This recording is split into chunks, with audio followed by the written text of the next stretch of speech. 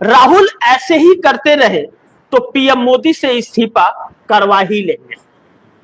धर्मेंद्र प्रधान का, क्योंकि अब राहुल गांधी के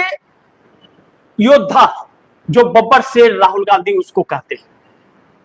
राहुल गांधी के बब्बर शेर जिस तरह से सड़क पर उतरे हैं यूथ कांग्रेस और छात्र संघ, कांग्रेस का छात्र संघ एनएसयू और यूथ कांग्रेस, यह दोनों सड़क पर जिस तरह से उतरे हैं और इनसे कनेक्ट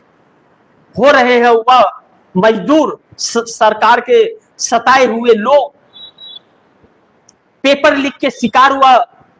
कॉकरोच जिसको सुप्रीम कोर्ट कहते हैं, सुप्रीम कोर्ट का सीजीआई सूर्यकांत जिसको कॉकरोच कहते हैं, परजीवी कहते हैं, वह सड़क पर है, कहते हैं हाँ मैं कॉकरोच हूं। अब ऐसे में यूथ कांग्रेस ने जब 11 लाख रुपए का उस बच्चे के परिवार को जब चंदा इकट्ठा करके सहयोग किया, यूथ कांग्रेस के कार्यकर्ताओं से चंदा इकट्ठा करके और किया राहुल गांधी से बात कराने के बाद, तो वह उस बच्चे के घर में जो अपनी जान गंवा बैठा था तीसरे बार नीट का पेपर एग्जाम कैंसिल होने से, क्योंकि तीसरे बार के बाद उसको मौका फिर नहीं मिलेगा, उसका जीवन खत्म हो गया, उम्मीदें खत्म हो गई, सपने टूट गए और उसके परिवार में माँ बाप और बहन है, इकलौता बेटा, तो यूथ कांग्रेस ने सहारा दिया 11 लाख रुपया बैंक का कर्ज भर के। जो काम सरकार को करना चाहिए था वह काम विपक्ष ने किया, लेकिन उसकी जान गई सिर्फ इकलौते नहीं और भी थे, वह शिक्षा मंत्री धर्मेंद्र प्रधान के कारण गए, क्योंकि यह सरकार अपने फर्ज को निभाई नहीं तो उस बच्चे को जान गंवानी पड़ी। ऐसे में धर्मेंद्र प्रधान के इस्तीफे के लिए 11 दिन का अल्टीमेटम है और 12वें दिन दिल्ली घेरा जाएगा,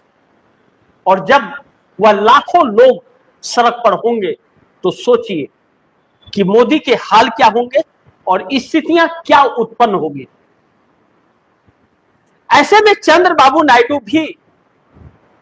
सत्के में है, लेकिन मोदी सरकार के गिरने का यह कारण बन सकता है। युवा एक साथ एकत्रित हो गए तो जो हजारों की संख्या में सड़कों पर दिख रहे हैं, कभी राजस्थान में दिख रहे हैं, कभी दिल्ली में दिख रहे हैं, कभी मध्य प्रदेश गुजरात दिख रहे हैं, लगातार दिख रहे हैं, और वह नरेंद्र मोदी को डरा रहा है और नरेंद्र मोदी के साथ जो वह चंगू मंगू नेता है जो यशस्वी प्रधानमंत्री कहते हैं, एक डरपोक प्रधानमंत्री को, वह भड़क उठते हैं, गद्दार क्या क्या शब्द कहते हैं, अब पता नहीं किसको कहते हैं, वह अपने को गद्दार कहते हैं या राहुल को कहते हैं, कहीं राहुल के आड़ में खुद की दिल की बात जो वहां पे तो नहीं आ रही है कि गद्दारी कर रहे हैं, कैमरे पे नहीं बोल सकते, अंदर से तो वही बात होगी, कुछ तो है। लेकिन अगर इसी तरह राहुल गांधी किसानों से मुलाकात कर रहे हैं, मुस्लिम समुदाय से बात कर रहे हैं, एससी एसटी वालों से अलग अलग बैठकें लगातार जारी है, सबको एकत्रित कर रहे हैं, अगर ऐसे ही आक्रोश अगर बढ़ता रहा और यह दिक्कतें लोगों को आती रही तो फिर नरेंद्र मोदी की सरकार तो गिरनी तय है। सरकार बनने की बात यहां नहीं हो रही है कि सरकार किसकी बन जाएगी, ना,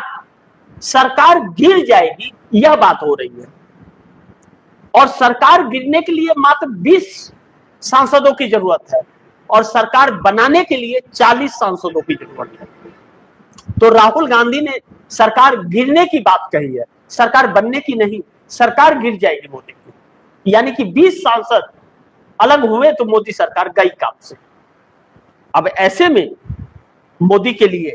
संकट है और राहुल गांधी का यह तेवर जो है वह इस्तीफे पर जाकर के रुकता है।